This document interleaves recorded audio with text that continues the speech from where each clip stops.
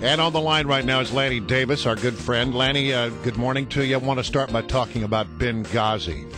You may, be able to say, well, there was no political motive here, and the talking points, there was just confusion, fog of war.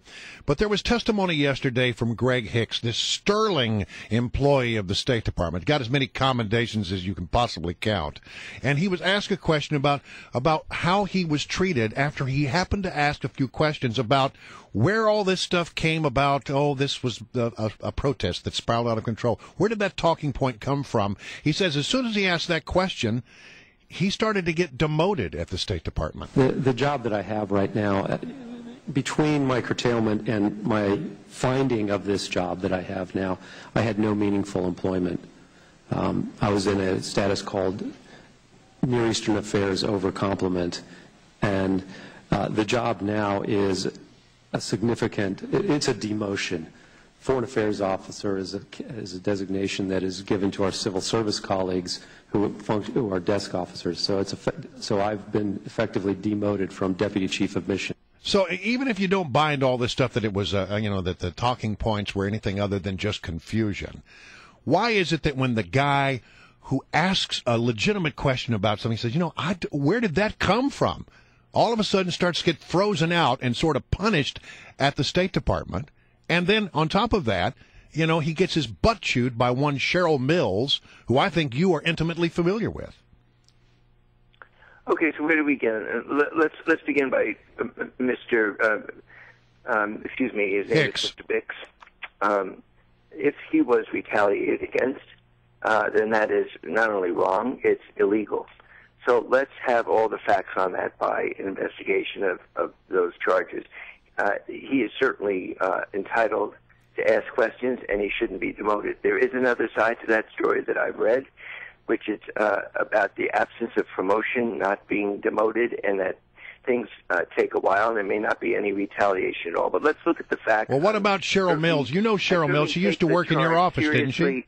But I want to know what the facts are. As long as in this conversation this morning we differentiate your conclusions, which you're entitled to, that there was a deliberate effort to retaliate, that's a conclusion, that's not a fact. I'm in favor of looking into this. Well, here is a fact, Lanny. Here is a fact that's undeniable.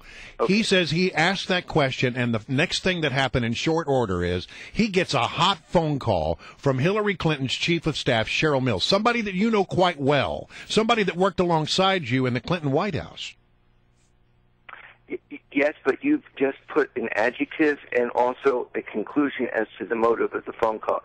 First of all, Cheryl Mills is one of the most brilliant and outstanding people I met at the White House.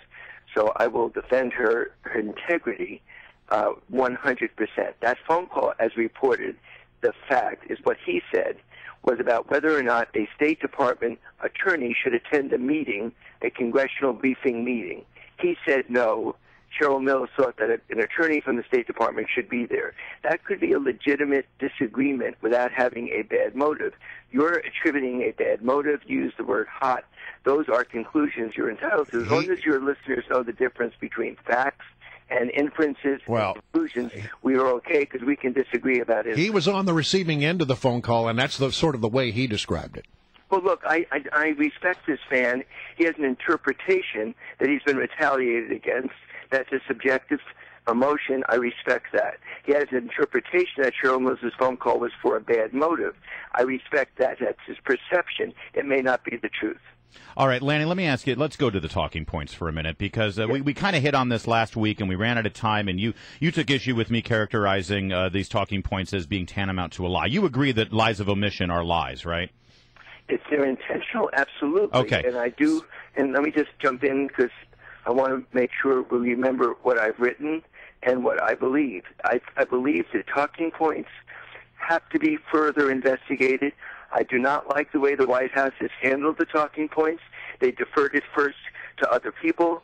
They didn't explain and let Susan Rice hang twisting in the wind.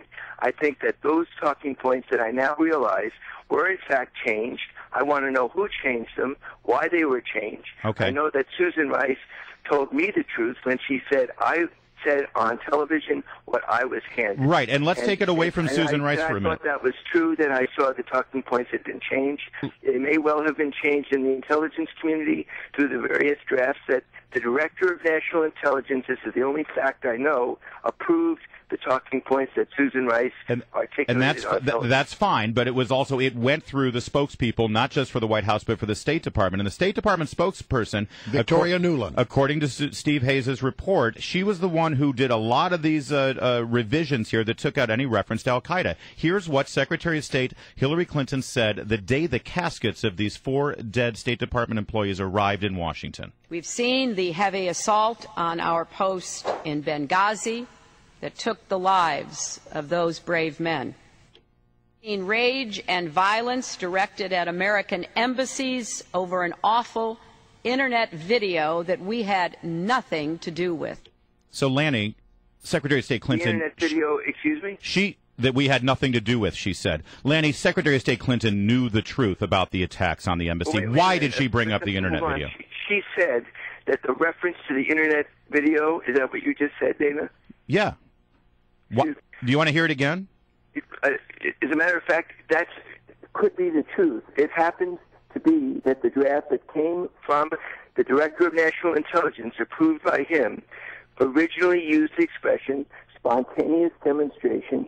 That was the information the intelligence community said they had at the time. But Lanny, Hillary knew. Panel that Hillary Clinton impaneled General Mullins and Ambassador Pickering said that was wrong, but that doesn't mean it wasn't believed at the time. The intelligence community said it. This is an argument between Chairman Issa and the intelligence community, which has taken ownership of those talking points. But I want to know more. I think this is a topic that should be investigated. Lanny, you can't take state out of this. You can't say it's the intelligence committee community. You saw the hearings yesterday, I'm assuming. You know that the State Department officials on the ground and reporting to Hillary Clinton that night at 2 a.m., they knew it was a terrorist attack. Hillary knew it was a terrorist attack. In fact, Admiral Mullins and Ambassador Pickering, appointed by Hillary Clinton, said that that was the case. The question is why that information did not get through and why those talking points were issued is, I think, a ground for further investigation, and I don't know why the White House has avoided a full-scale, transparent investigation of what happened to those talking points, because you're right, they were wrong. All right, Lanny, forgetting about the talking points, though, Lanny, we got... You can be wrong without being politically motivated. We got beyond that, right? We got to go, and you're right, but we'll just leave you once again with not talking points, not the intelligence community. This is Secretary of State Hillary Clinton the day she received the caskets. We've seen the heavy assault on our post in Benghazi that took the lives of those brave men. We've seen rage and violence directed at American embassies over an awful Internet video that we had nothing to do with.